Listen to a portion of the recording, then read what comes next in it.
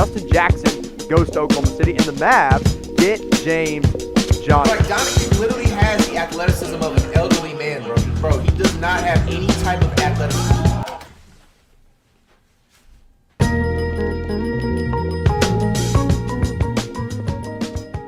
Hey, you already know what's happening, y'all. It's your boy Andrew at Smartest Mavs Fan. Today, I am joined by my buddy Zach, Confused Mavs Fan, and welcome to the very first episode of Talking Mavs Fans, the only podcast on the internet in which half of its hosts are blocked by Josh Richardson on Instagram. Look, I'll get there soon, but you already know what time it is. Let's get this going. Yes, sir. We're just gonna talk about, like last season, and then give our thoughts about the off season, some of the recent moves in the front office, and just kind of talk about the Mavs, and then eventually the NBA in general. Just give our thoughts and what's going through our stupid little brains. Yeah, you want to kick us off, Zach? Yeah, let's do it. So this past season was an absolute shit show for lack of a better term. You know, I guess everything with going on between front office and on-court chemistry, it's just that everything is crumbling right now, and there's no better time to talk about this than right now. So I'm really excited for this. Yeah, obviously we ended the season on a better note than we started it, going like 12-14 through the first 20-something games. We were the 14 seed at one point at the beginning of the year. Like, first couple months of the season wasn't looking bright for the MFFLs out there. Obviously finished with the 5 seed, couldn't get it done in the playoffs, and that's thanks to a man named Kristaps Porzingis. But Luka was big all season, and one point I have written down in my notes that I want to talk to you about is Luka this season versus last season. So 2021 versus 2020. What's your take? Which is the better version of Luka? Obviously 2020 he averaged 28, 9, and 9, and this year it was similar numbers. It was like 28, 9, and 8, I believe. Just give me your take like team success and overall value to the organization. But which do you think is the better version of Luka? Yeah, great question. I thought that last year's Luka, he fit into our little offensive system really well. You know, everyone talks about like the best ranked offense. He fit into that really well, took a lot of threes, got his layups, ran the pick and roll very efficiently. He was great, but I am way more impressed by this year's Luka. I think that his bag increased so much between mid-ranges. You saw post fades this year. You saw little scoops. He just added so much to his arsenal this year, and he showed it all off, although maybe the numbers like weren't quite on par with 28, 9, and 9, which is really hard to match. I thought that he just showed it. He just showed that he is one of the most dangerous men in the league. He just has like a deep bag, and I just thought that I was really impressed, and I think that it's going to keep on going up. I don't think he's hit his limit yet at all. Yeah, obviously a big point about Luka this season was 3-point percentage and how it like consistently exponentially grew throughout the course of the season. Through the first 2 weeks, I believe JaVale McGee had more total 3-pointers than Luka. He did, which was not a fond sight to see as a Mavs fan. But then towards the end of the season, he got his 3-point percentage higher than it had ever been in his career, finishing with a career high. I don't know the figure off the top of my head, but 35, 30, somewhere around that range. Yeah, like slightly above league average, and then in the playoffs shot 43% from 3, and that's a welcome sight. Much more welcome than the beginning of the season. But improvement on like all around offense is very obvious. However, his like scoring and statistics have stayed the same from the season prior. But like as you said, yeah, his bag got much deeper. You see him like hitting tough Dirk level shots and beating defenders off the dribble and like popping 30-footers, and like, yeah, he is one of the toughest men in the league to guard. Yeah, I think that he is a legitimate, like, I don't know if you could call that through his first 2 years, but he is a legitimate like 3-level scorer. He will kill you, like he can out kill you from 3. He's killing you in the mid post and on the block. You see him taking advantage of smaller guards. Like every single time, like one great example is like we got to watch over and over again him feast off of Patrick Beverley for the first 2 games.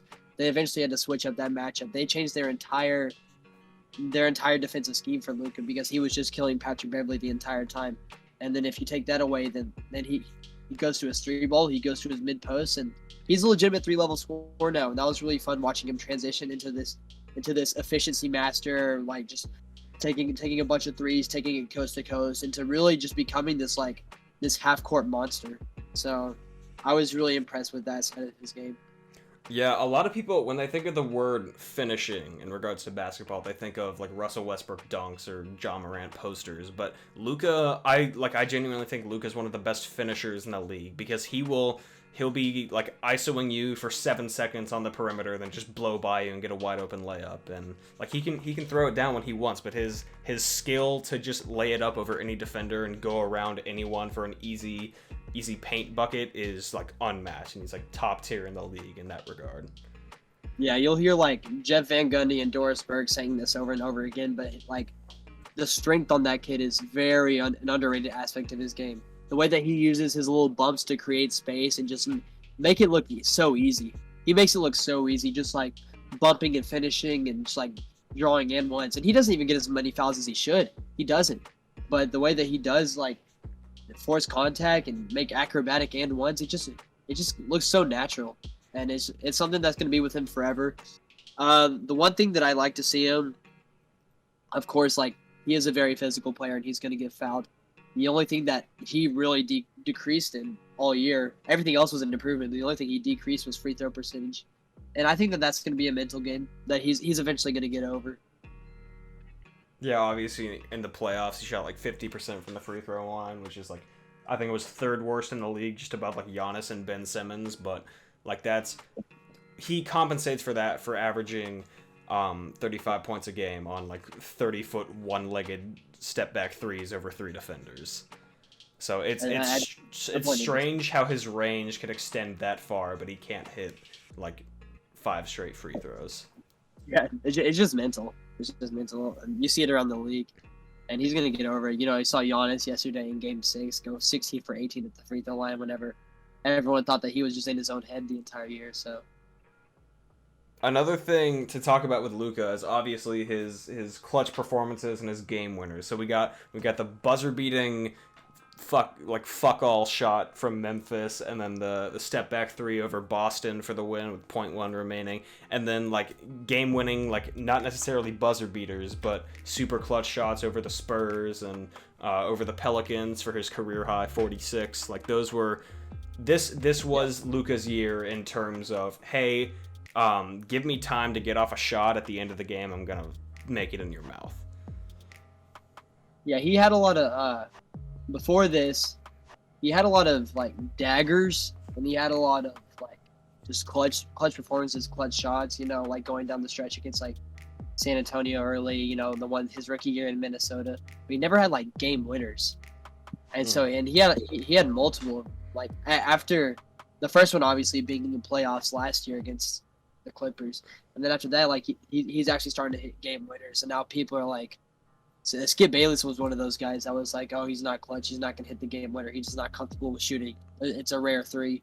But he really showed the league this year that he is the go-to guy down the stretch. And I think that he's going to be that man in the league for years to come. And not just in his shooting. You know, you see multiple plays whenever he swings it to Dorian Finney-Smith in the corner. He kicks it out to Maxi Kleber on a pick and pop for the game winners. It's not like he's just like, come here to take over. He makes the right plays too. Yeah, his trust in his teammates is like unprecedented for someone who like of his usage percentage. And like he had last year, I believe, he had like one of the highest usage rates in NBA history. And like just the fact that he's willing to pass to these like not necessarily all-stars on his team, and Dorian Finney-Smith and Maxi Kleber, he trusts them to take the game-winning 3 and the daggers. Then that just shows his leadership at such a young age, and that's really impressive for someone like him. Like I think it's also really impressive for the role players, because I don't know if you look at those numbers around, but it's like their percentages spike too just playing with Luka. It has that LeBron effect that it's like the players play better around Luka, and Luka, he notices that. He knows that like if I hit this guy, there's more than likely he's gonna make it. I mean, shoot, we're talking like high 40s on some of these guys on open 3-point shots, and that's just like something that he's owned up to and he's trusted. It's just really fun to see. Yeah, absolutely. Unless you're Josh Richardson, yeah, I don't know about him. I I did not mean Josh Richardson when I said that. Let's talk about the front office a little bit and everything that's going on, like how the entire structure of the organization just kind of crumbled before our eyes in a span of like 2 days, and then it was built back up like a week later. Yeah, it did. So I'm gonna drop a few little Woj bombs here, but I'll save those for later. But one thing I will say is that I know from personal conversations around people very close to the front office that Mark Cuban, after missing the playoffs, he was incredibly hard to converse with and reason with, and he kind of went on a tangent, ended up firing Donnie Nelson, which everyone was kind of suspectful about and kind of iffy about, and it kind of created a parting of the Red Seas between the organizations. We had some people on Team Donnie, some people on Team Mark, and it overall created some turmoil, which eventually led to Rick Carlisle stepping down. Rick Carlisle was a big fan of Donnie Nelson, and one thing that we didn't know about coming out of this is that Luka was a big Donnie Nelson guy. Luka and Donnie Nelson were really close too, and so that created some real tension between Mark and Luka whenever Donnie Nelson was fired, and Luka wasn't too sure about the organization. So that was a big red flag. Things are better now. But yeah, it just led to a whole misconception within the office, and then led to overall hirings of new head coach, new GM, and you can talk a little bit about that. Yeah, Nico Harrison. He is a Nike exec who was offered like general manager positions and super high up front office positions over the past couple years, but he's turned them all down, and he's waited until he got the Dallas offer to even consider it. And I feel like that just goes to show his mindset and his excitement to work with this super young and super scrappy organization. And like accompanying Nico Harrison is of course his friends from Nike, because he is like at Nike he was, I believe, in charge of like players' brand deals, or at least like oversaw them. So he's good buds with Damian Lillard and just a bunch of other Nike athletes, and like Dame has like publicly expressed his appreciation of Nico, and that makes Mavs fans' egos just fucking explode. And that's where all that Damian Lillard talk came from, because he said that he would love to like have Nico as his GM. Yeah, great point there, because I was just gonna get into like one of the things that really led to like this Nico and Kid hirings was after the Mavericks kind of like started beefing with each other in the front office after letting go Donnie Nelson.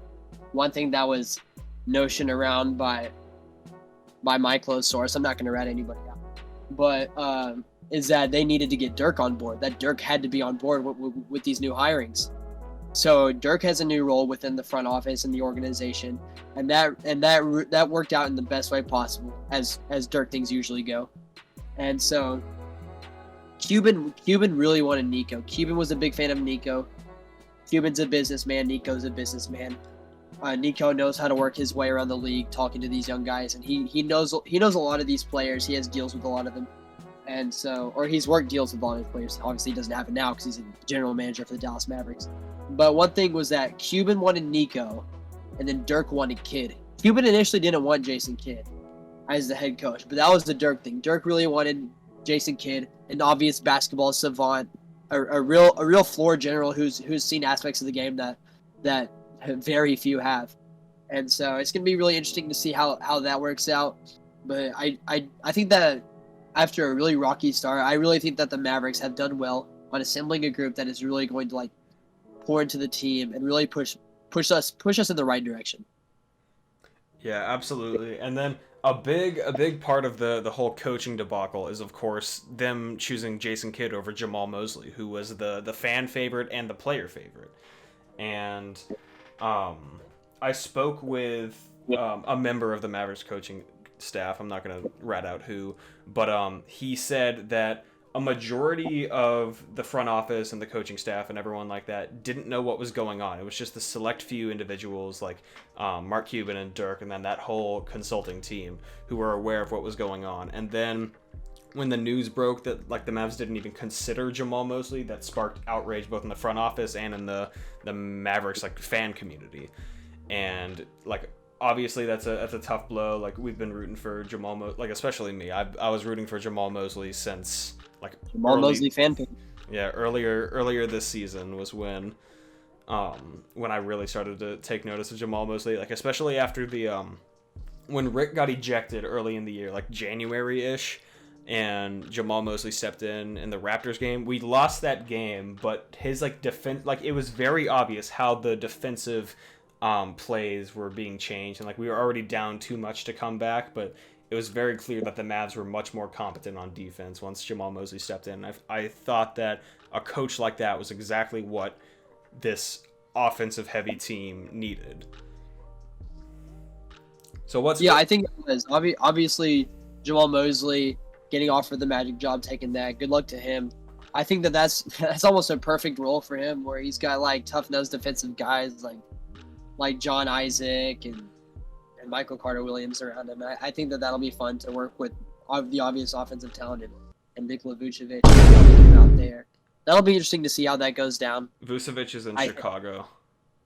Oh, he is in Chicago. Obviously, he's going to make the most out of that opportunity. I think it'll be fun to see how Kid does, because last time we saw Kid on the sidelines, he was with a pretty awful Brooklyn organization. I mean, they had a decent team, but no direction. They traded everything for old veterans that they just really wanted to fill up box office tickets with, and he was trying to work with them. Old Joe Johnson, Paul Pierce team, and I mean, I guess he made the most of that, but it was really tough to judge there. Mm-hmm. And obviously, he was an assistant on the championship Lakers team under Frank Vogel, who's an amazing coach. And then in the Mavs press conference, like in his introductory press conference, he did say that like Frank congratulated him on his head coaching job and just said like, remember everything that you've learned from me. And he said that he learned a lot under Frank Vogel, and he says that he has transformed into a better coach than he was in Milwaukee and Brooklyn. So I don't know if that's all talk, but I guess we'll see a couple of months into the season and see if this works out. Yeah, one thing Frank Vogel is like he's well known around the league as a defensive coach. So for Kid an obvious like offensive tough nose. A tough-nosed defender himself too, but more importantly, like his offensive vision on the floor was really what he was known for. For him to get some of that defensive kick from Frank Vogel, I think that he'll be a pretty complete coach on the floor. I think it'll be fun to see.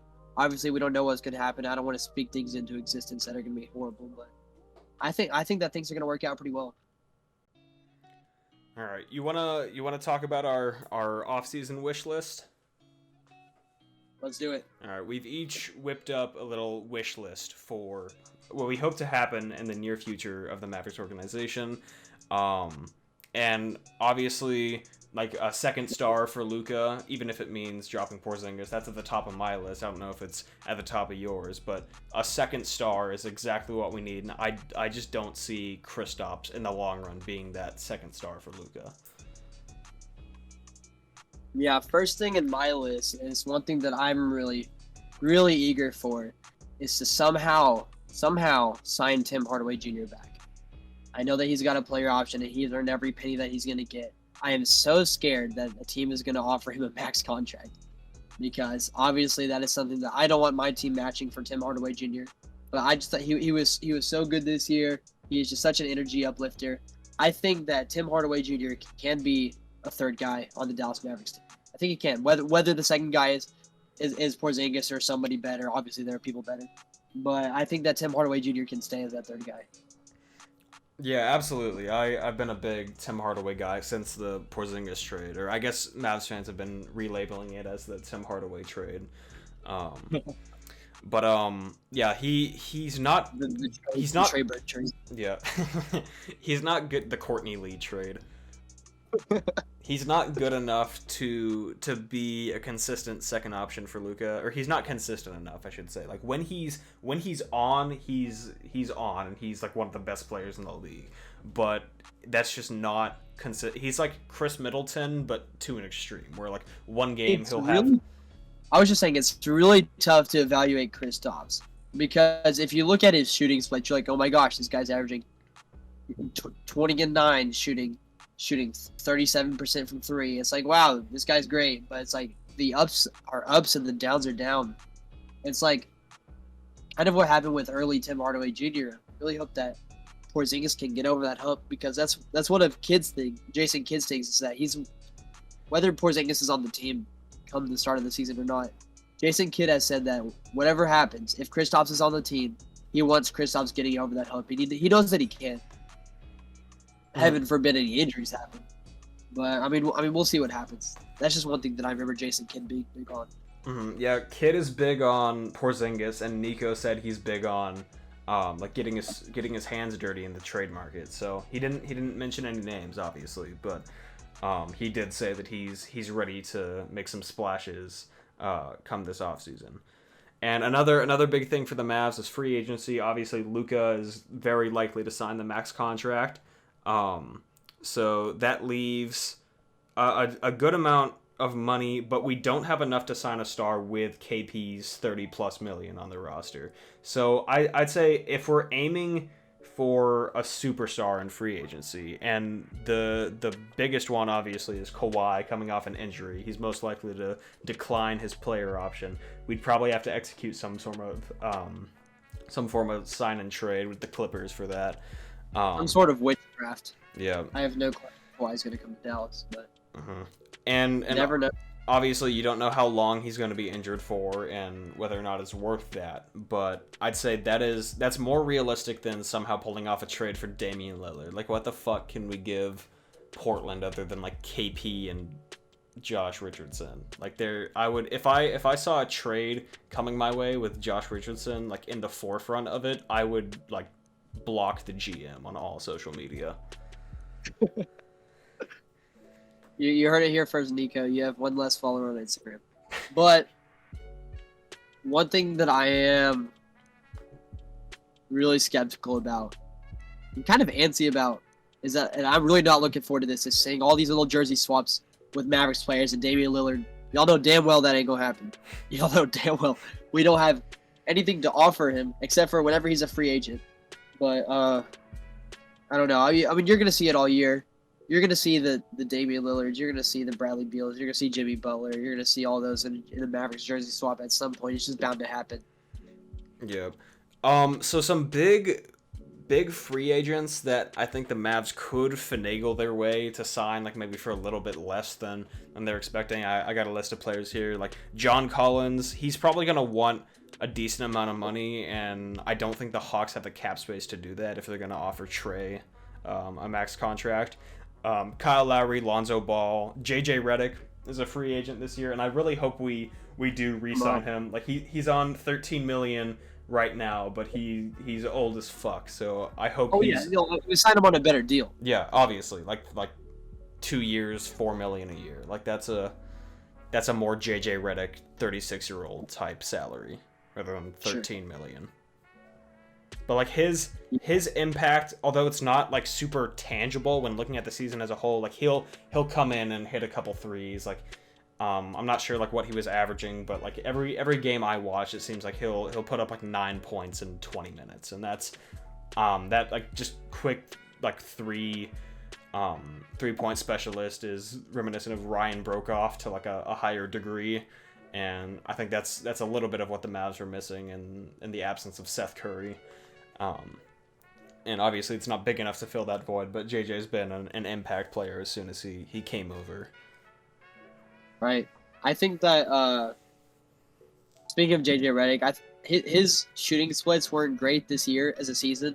But that's only if you look at his Pelicans numbers. Like his Mavericks numbers, he's shooting like low 40s like from three. It's like I thought that he came in. Obviously, it was frustrating seeing guys get injured all over the place before the playoffs, and that was tough seeing JJ Redick sit out most of the time. But he's a good player. Like he's not going to lose his touch. You know that JJ Redick's going to come, and you know that he's going to fire up threes. It might not all go in, but you know that like there's a reason why this man gets paid around the league. That's because he can shoot the hell out the ball. So it's like I don't mind keeping that around. Mm-hmm. Another big decision that the Mavs are going to have to make is about Nate Hinton. Obviously, two-way players got a team option coming up, and Yes. Obviously we're not going to let the greatest player of all time walk. But all seriousness, I would fucking love to keep Nate Hinton. Like, just looking over at the bench, like after Luka will hit like a 40-foot three or KP will get a poster dunk, like how rare that happens. I'll see Nate Hinton just like losing his like marbles on the bench, and that's like so fun to see. He alone reminds me of the 2019 Nets days, like the line dancing on the bench, and like I made a post about that a couple months ago, and Nate Hinton liked it, and yeah, just his energy is unmatched, and he's a big glue guy, big locker room guy for the Mavs, and I would hate to see him go away. Here's something for the viewers that they definitely don't know about. But back in January, when we were still like brainstorming this podcast, we did an audio test to like just make sure everything was working like how it should work. And you talked about early on, this was like right when Nate Hinton was like on the roster for the first time. It was like a couple weeks into the season. He had yet to see a single minute of NBA action. You talked about Antonius Cleveland versus Nate Hinton, who would go down as the better Maverick all time.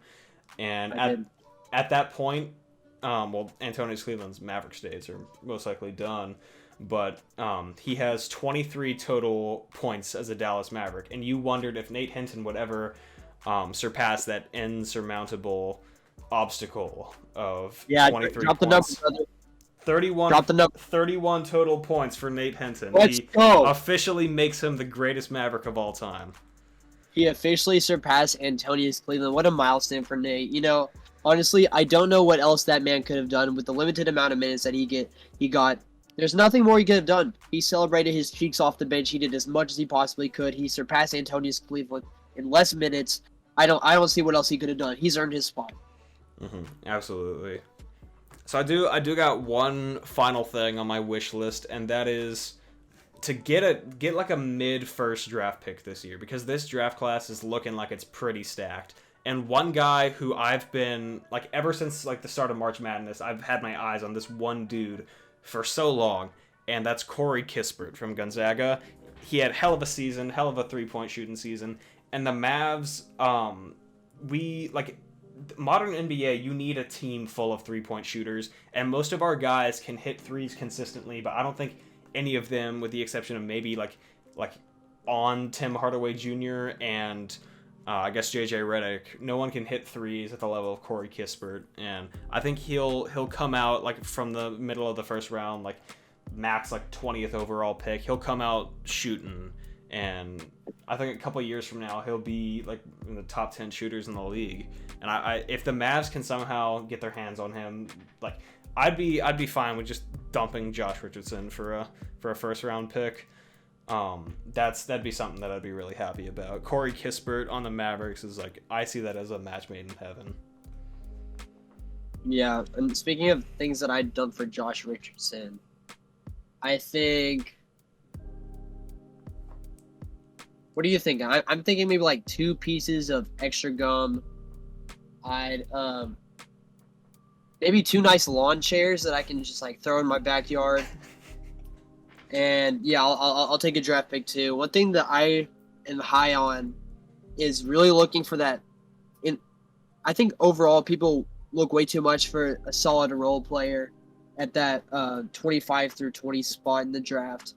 But I think that's wherever you got to look for like the diamonds in the rough, like the Giannis's and the CJ McCollums, like just those guys that are going to come out as like potential. And one guy I really like is Cam Thomas out of LSU. He's an absolute flamethrower. He can get a shot up. He's a real good shot creator. And one thing that we're going to see a lot more of is since Rick Carlisle is not our coach, with the exception of Luka Doncic and Jalen Brunson, he is not a rookie player. He like going back to like Justin Anderson and like, oh shoot, who's the small guard that went to Brooklyn? Whatever, don't worry about it. He does not play rookies very often, and I think that we're gonna see that Jason Kidd, a former Rookie of the Year or co-Rookie of the Year, I think that we're gonna see him play a lot more rookies, and I think we're gonna see a lot more with Josh Green. and I think we're going to see a lot more of whoever we draft in this draft.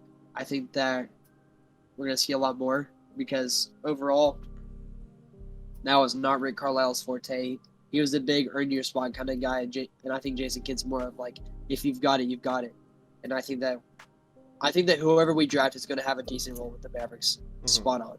Well, the Mavs don't have a draft pick in this, like first or second round. We don't have a draft pick, so that's why I really want them to make some little trade. Like even I think it's going to happen. I think that Nico. I think that's one of the things. Like he says, he's ready to get his hands dirty. I'm willing to bet that we get a first round draft. I'm gonna be in Tallahassee the day, or maybe no, I'm gonna be in Knoxville, Tennessee, actually, the day of the draft. And I'm supposed to arrive at my hotel like right when the draft starts, so hopefully I don't miss any big trades while I'm driving. But yeah, that's gonna be a big day. Obviously, last year on draft day, we traded Seth Curry for Josh Richardson, which still lives rent free in my head. I still wake up in sweaty puddles over that. Here, actually, I want to go back in my Instagram, and I would like to quote something, and then I would like to come out with a formal apology. Let me scroll down here a little bit, because I remember whenever we traded for Josh Richardson, and I came out with the most brash post that I will probably never live down, and I don't have to live this down because it is what it is. Here it is. Okay. This was after a preseason game. Wow, what a great game. Very high energy on Dallas's end today. Josh Richardson can absolutely hoop. Capitalized hoop. Oh god. Create off the dribble. Catch and shoot. Rise up. He's got it all. We've got a squad this year, guys. Quote for quote. That was my post after watching Josh Richardson go crazy in a preseason game. So that was probably one of my coldest takes that I've ever had. I also had a really cold Jalen Brunson take. But that one, I'm going to leave it up just to show that I'm not perfect. And that I'm still just a confused Mavs fan. So, yeah, I'd be remiss if I didn't mention that I also said, I think it was in one of your comment sections, you were like, let me hear your hot takes for the season. And I said Josh Richardson, first team all defense and wins most improved player. I think he did the exact opposite. Like, I don't think there's anything further from my prediction. And I feel like he did exactly that. You know, it's like you look at Josh Richardson and like you hear about the narrative about him, like a hard-nosed guy, can create off the dribble. He is so lanky. He is incredibly lanky. Like he just gets bodied every time. What is he like? It's like 6'5", 165. Yeah, he's got like these long arms and he'll pick up a steal every now and then. But geez, the most time he's just like, it's like these dudes in the league are big. They are absolutely bullying that man. Fucking Flight Reacts head ass build. Trae Young build. It's just like you want to call that's one of the better defensive players in the league. It sure tricked me, but when I saw him on the floor, I said, "Man, I'm built. I could body that guy with confidence." What are you, like 5'10"? I'm about 6 foot 180. Mm-hmm. You know, I'm 5'11". I'm 5'11 and a half, but you know, to the ladies, I'm 6 foot. So I'll say I'm 6 foot. You're 6'3" on a good day. We'll say that. Right. Yeah. To all the ladies out there listening, I'm about 6'4". All right. You wanna move into our just like a quick little segment, just talking about like not necessarily Mavericks centered, just like our general offseason predictions. Yes. So I want to talk about my first offseason prediction.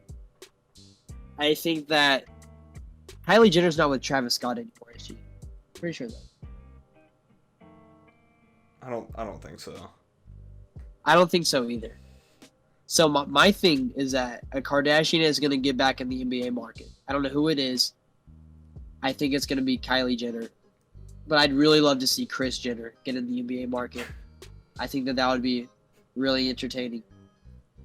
Or you could see Kendall Jenner dumping Devin Booker after his 19-point 8 for 22 shooting performance in Game 6. 0 for 7 from 3. Yep. I'd dump that man. Yeah. Move on to Bobby Portis. I don't know if you ever heard about the Devin Booker article about his schlong. I don't think I did. Yeah, so there was an article that came out that was saying that. Let me see if I can pull it up. Okay, so this was a random Instagram model, and she came out with a little message here. We met a few months ago when he was in my DMs, and we finally connected whenever he came to the city. He warned me that he was big before we got back to his room, but I had no idea. The thing is 14 inches and was as thick as a Poland spring. Oh boy, that's I no longer ever since I heard about that, I no longer look at Devin Booker the same. I wonder if he like double layers on spandex whenever he like has a game. it's like that phrase that's like picture everyone naked. Like you do that, but only when you're watching Suns games. Only for Suns games. Only for Suns games and Mavs games. I mean Suns game. Yeah. I just wonder. Like there's no way, right? It's gotta be like a record. either she's, because you know, women online don't build up men like that. Like they're not gonna go around and say, "This man had the biggest schlong I've ever seen in my life," but they did. It has to. I don't know. It has to be true. What are your thoughts? I don't know.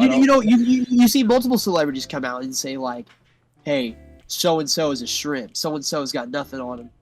But this Instagram model came out and said that he's slanging. I think my personal favorite story, like with somewhat pertinence to this, is Odell Beckham Jr. earlier this year. That one has. There's no way. There's no way that that's real. If that is real, I'm so. But it does make for an entertaining story. I don't blame her for saying it. It's just so out there. But things like that exist. Mm-hmm. Something else that's pretty out there is these are 4 words that I never thought would make any sort of sense string together in a single sentence, but the 4 words are Justin Jackson, NBA champion. Do you care to talk about that? Yeah. So I came out with a post. Was it a couple seasons ago? No, it was just last season. And I just put out I was just watching a game one day. I was thinking, man, Justin Jackson shoots this lame-ass push floater all the time. And I was just going through his highlights one day. You know, you go to MLG highlights and they've got all these player compilations. And it's just these straight push floaters. And I said, there's no way. Like, this guy out of North Carolina with a legitimate, like they talked about his, like, 3-level scoring and, like, 3-ball mid-range. It's like, this guy just comes to the league and just takes push floaters.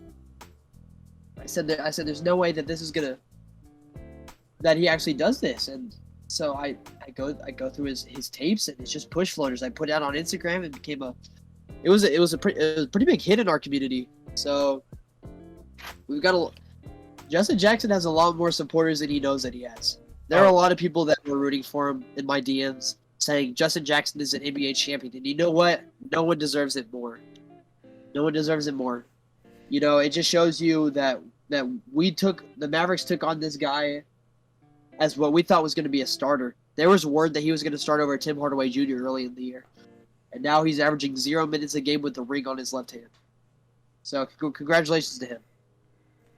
Just the fact that out of all 17 players on last year's roster, he's the only one with an NBA championship under his belt. Well, obviously JJ Barea, but he's the only non-Puerto Rican to have an NBA championship ring on his finger is just mind-boggling to me. The best thing about Justin Jackson is that he was our designated 3-point shooter that can't shoot. That was his role. His role is to space out, and he shot 26% from 3 on open-ass threes from like Luka dimes. And so he tried to transform his game into this like little inefficient push floater. And it was just the funniest process. It was just so funny watching Justin Jackson play. And you look and you're like, man, this guy's still getting minutes, huh? And he was taking minutes for the Mavericks, especially towards the end of the year. But yeah, congratulations to him. I have a notes document from a couple months back, or like I haven't updated it in a couple months. I was active on it over the span of a couple months. It was every time a Mavs player did a Justin Jackson reminiscent floater and missed it in the middle of a game, and I would go into my notes and write down exactly who did it and exactly when they did it, so I could go back and potentially make a meme out of it later. And I never ended up doing that. I'm trying to find. Okay, here it is. Yeah, Josh Green, 5:48 second quarter Mavs game. Jalen Brunson, 6:22 third quarter Mavs game. Like just there's like 7 of those. Yeah, we'll have to do that. Just in commemoration of Justin Jackson, new NBA championship. Maybe that's the formula. We gotta re-sign. I had someone in my I had multiple people in my DMs just saying, like, the key to it all is just re-signing Justin Jackson. That'll bring a championship. He's the new Patrick McCaw. He's just at the right place at the right time, no matter what. He's gonna have 7 rings in the next 7 years. Justin Jackson's an NBA champion in this. There's nothing that we can take away from that. So, congratulations to him. We will only be so blessed if we were able to have him back on our roster. Mm-hmm. I thought you were gonna say have him on the podcast, and like I think that's the ultimate goal. Like once we have Justin Jackson on the pod, that's when we win. That's the ultimate. That's the 100%. 100%. If Justin Jackson features on the podcast, then that'd be the greatest thing. The only thing that can compare is if we get James Johnson on. Nah, like Justin Jackson is like a level. Yeah. Can you imagine getting Seth Curry? Bust out the Angry Birds hat. He would hate it. Seth Curry would hate being on this podcast because we're gonna keep on calling him Angry Bird Seth Curry. He's gonna be like, "What is happening?" I mean, you gotta work your way up. I already got like bigger pages than ours to they're down to hop on the pod, and I talked to like I'll reveal one of them, who they're not necessarily bigger than us, but they're as prominent as us in the podcast game at least, and that's Buckets and Beyond. They already agreed to show up once the season starts, and then I got a list of like 5 or 6 people who I've talked to, and I don't think I've told you, Zach, about it yet, but I'll DM you afterwards and like show you the list of people who I got committed, and then you just work your way up from there, and like that's how all podcast goes. And we're gonna be as big as JJ Redick one day. We're gonna have Kenny Beecham on here. We're gonna have Duncan Robinson on here, and then the man himself, JJ. Luka. Oh yeah, So. absolutely. Here. What is the over-under in years it takes for Luka to be featured on a podcast? That is not Luka's thing. So yeah, I think it's gonna take 6 years before Luka's featured on a podcast. I don't think, and I think he'll hop on for 2 minutes. I think JJ Redick's gonna somehow get him on it maybe one time. I mean, he got Boban, and that was a big shocker. He did get Boban. Boban's a social butterfly, though. I don't know if Luka's for that. Luka just likes seeing his banners around Dallas and moving on with his day. Mm-hmm. There is a Dallas Mavericks YouTube video of Luka, Maxey, and Boban like doing like a Q&A type thing. That's a pretty funny video. And I think that's the closest you'll get to anything like that. Like the Mavs YouTube channel, they haven't been active lately, obviously because of COVID. They can't like get people together and do fun things, but like they used to, like they made a video where like Tim and Maxey went to like the Texas State Fair and just things like that. Like that was a lot of fun, like early 2019-2020 season. Hold on, I'm getting word that our NBA insider that's a part of our Mavs group is wanting to come on. He has some Woj bombs for us right here, some elite NBA news, some flaming news that you've never heard before. Give it up for the man himself, ladies and gentlemen, Mr. James Fernsby, analytical sportsman. The Mavs game has been postponed. Reports say it's because nobody can walk after last night's intense anal orgy. Someone send me toe pics. My email is bigstickyrocksock@aol.gov. Welcome, James. Thank you for having me. I just have to say that Zeke and Andre, you both have lovely voices. Thank you. Your voice is lovely as well. Thank you, James. My mother tells me every night before she tucks me in, so thank you for reassuring me that statement. Indubitably. James, I heard you got some flaming NBA news for us. You care to elaborate on that? Well, I did get word that the the Wisconsin Bucks won the NBA Finals, but I'm not too sure how accurate that information is, as I was taking a weekend in Jamaica while the whole thing went down. So, and I'm still a little bit dizzy from that. Yeah, But, what were you doing in Jamaica? Beers and bitches, man. Beers and bitches. That's pretty much it. Yeah, man, you get my drift, man. Yeah, I get your drift completely. Do you have any like trade rumors for us, or any free agency signings for us? Well, as you all know, it's the start of the off season, right? So people love to speculate. But pretty much the biggest thing we're all wondering about right now is Damian Lillard, right? Right. Absolutely. Well, I don't know where Damian Lillard is going to play next season, but I do have rumors that he is pregnant, and it is twins. It is twins. So whatever team that is in the market, that hurts his trade value drastically, because you think about the implications of giving birth to not only one child but two. His paternity leave is going to be pretty big, with the lactating and all. So you'd have to think that he would miss a good portion of the season, especially having to carry those babies around in his stomach. So I think that should make teams wary of trading for him for at least another year, or until his partner. How will this affect his rap career? How old is what? Affect his rap career? Oh, I don't know. I think in Heat it's pretty hard to rap. I've tried it myself many a time, and it's just hard to focus. So I think maybe 9 more months until we see Dame Dolla's next album. Well, thank you for that absolute Woj missile. How do you Yeah. How do you think, James? How do you think this will affect his overall performance? After he gives birth, do you think he's gonna come back the same sniper that he was before? Well, I don't know. See how I kind of compare it to is I don't know, after Thanksgiving dinner, right? You gain like 10 pounds. It's almost like a little baby inside you. You go out, you try and play ball with the fam, and you just throw up everywhere. So I kind of think about like that. Maybe he can drain a couple threes here and there, but he's probably going to be vomiting all over the court. At least no menstruation, though, as he is pregnant, so we won't have to worry about that. And thank goodness, menstruation is a real big problem, so especially throughout the league.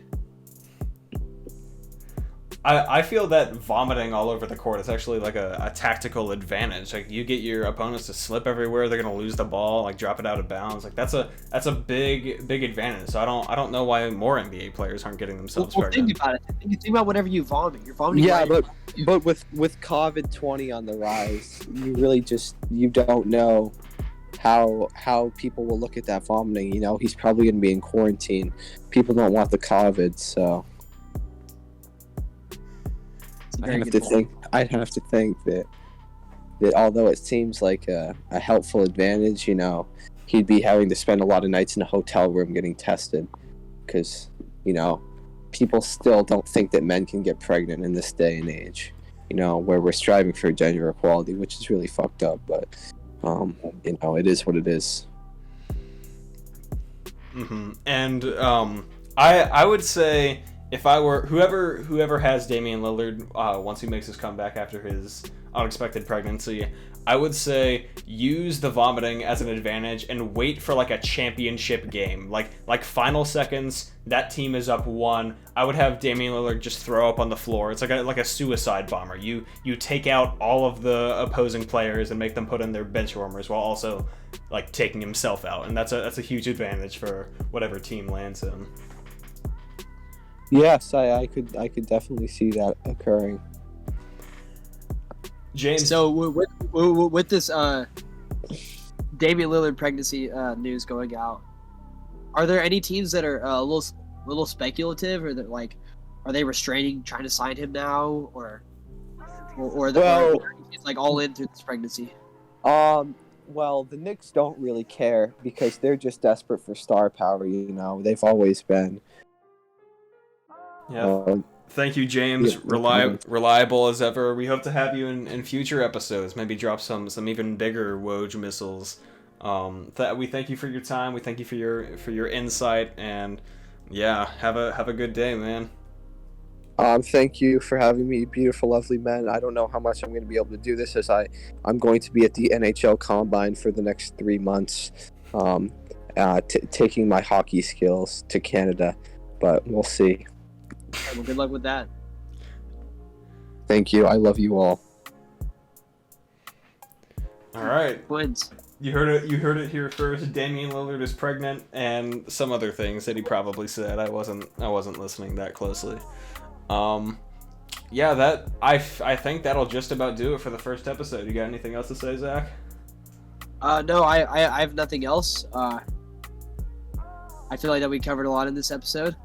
I think that we were productive. I think we ended off with a banger. So, yeah. Any closing thoughts? I think that's it. I think I've used my weekly supply of brain cells just talking about all my feelings about the Mavs and how much I just fucking hate this organization. But yeah, I have a closing thought. Take it away, James. Just because I wasn't born beautiful doesn't mean you can't love me the same. Thank you for the extra poetry, James. I'm sure that was unexpected, but he had to tune back in just to give us some of his hints of Edgar Allan Poe. Yeah, I think that's a wrap for this week, and yeah, hopefully this offseason goes well in the hands of Nico Harrison. Hopefully it doesn't fuck us up too bad. Hopefully we can get a nice draft pick. Hopefully we can get both Kawhi and Damian Lillard, even though he is pregnant, but I'm willing to deal with that for a while. Any closing thoughts, Zach? No, just super excited for the season. I think that this offseason will be a fun one. I think Nico Harrison's gonna jump out guns blazing. So just stay tuned. Hold on to your Woj bombs, especially the ones from Analytical Sportsman. And yeah, let's get ready. Strap in. All right, y'all. We will see you once the season starts. We'll still be active on our Instagram accounts at Smartest Mavs Fan and at Confused Mavs Fan. But this is just a quick off-season pod. Maybe we'll drop another one before the season starts. I don't know how likely that is. I can't give you the probability. But once the season starts up, we're looking at probably weekly podcasts. So stay tuned. Sub to the YouTube. Right now, this episode is only going to be on YouTube, but eventually we're going to branch out Spotify, Apple Podcasts, like anywhere you can listen to podcasts.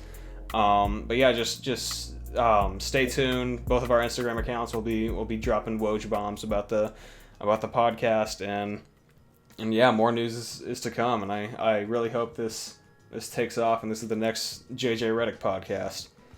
All right, we will see you guys later.